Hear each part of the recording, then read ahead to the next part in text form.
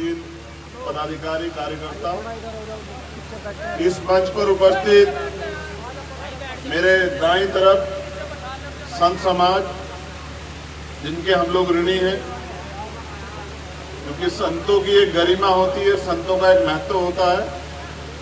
मुझे दुख इस बात का है कि अभी हमारा समाज संतों के महत्व को नहीं समझा। जिस दिन वो संतों के महत्व को समझ जाएगा, उनकी बिगड़ी भी बात बन जाएगी। तो मैं सभी संतों को जय भीम करता हूं, सतनाम करता हूं, क्योंकि जितनी भी क्रांतियां हुई हैं उनमें संतों का बहुत बड़ा योगदान रहा है। मैं जब अपनी बात पूरी करूंगा तो उसमें इस बात का जिक्र भी रखूंगा। उसके साथ साथ आज यहाँ उपस्थित मेरे साथ चल के आए राकेश मौर्य जी, हमारे मंडल के प्रभारी हैं, हमारे जिले के अध्यक्ष आजाद समाज पार्टी, मैं उनका भी धन्यवाद करता हूं। मेरी बाई बाजू की तरफ बैठे हुए नौजवान साथी भाई टीकम बोध जी, विकास मीडिया छोटे भाई और तमाम साथी भाई मनोज जी, आपका भी धन्यवाद। और सबसे ज्यादा धन्यवाद सतीश जी महाराज जी का, जिन्होंने हमें इनवाइट किया और मौका दिया यहाँ के अपनी बात रखने का।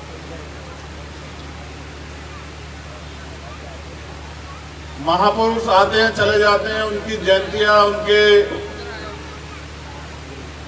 लक्ष्य को जो लक्ष्य देके जाते हैं, दिशा दिखा के जाते हैं, उसमें हम लोग चलते रहते हैं। लेकिन आज एक विशेष अवसर,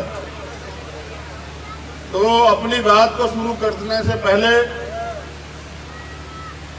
संत श्रोमणी सद्गुरु रविदास जी महाराज, तथागत गौतम बुद्ध, भगवान वाल्मीकि महाराज, गुरु नानक देव, संत कबीर, सभी गुरुओं संतों को नमन करते हुए और जिनका आज जन्म जयंती महोत्सव बना रहे हैं, उनके साथ साथ बहुजन समाज के कमजोर वर्ग के तबके के लोगों के लिए काम करने वाले बाबूजी अतर सिंह जी, जिनका जिक्र किए कि उनका इतिहास भूल गया। मैं समझता हूं कि इतिहास भूला नहीं जाता, इतिहास न ढका जाता, इतिहास तो युगों युगों तक याद रहता है। मैं आज जिनका जन्मदिन हम 5 तारीख को मनाए, 5 अप्रैल को, उनको भी नमन करता हूं, बाबू जगजीवन राम जी को। उनका भी समाज को आगे बढ़ाने में एक बहुत बड़ा योगदान। और जिनका जन्म हम जयंती समारोह हम लोग 14 अप्रैल को मनाएंगे, उनको भी परम पूजनीय डॉक्टर बाबा साहब अम्बेडकर जी को भी नमन करता हूं। मैं नमन करता हूं मान्यवर साहब श्री काशीराम जी को। और अब क्योंकि ये काम मेरे बड़े दिल का हुआ,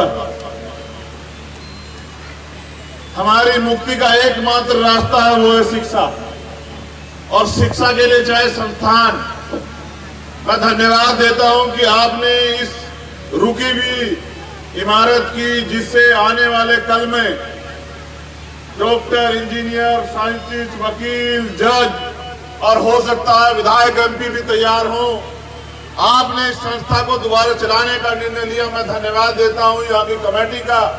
और मेरा ये भरोसा है, क्योंकि राष्ट्रपिता ज्योतिबा फूले, जिनको हम क्रांति सूर्य भी कहते हैं, सामाजिक परिवर्तन के अग्रदूत भी कहते हैं, जिनकी आज जयंती भी है, उन्होंने कहा कि विद्या बिना मति गई, मति बिना नीति गई, नीति बिना गति गई, गति बिना वित्त गया, वित्त बिना सुध गए।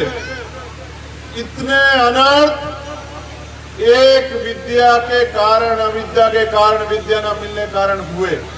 अगर विद्या है, ज्ञान है, शिक्षा है, तभी आप दो दुश्मन का फर्क पता कर पाओगे, तभी आप अपने पराये का और अच्छे और बुरे कर्म का पता कर पाओगे, तभी आप आगे बढ़ने और पीछे जाने।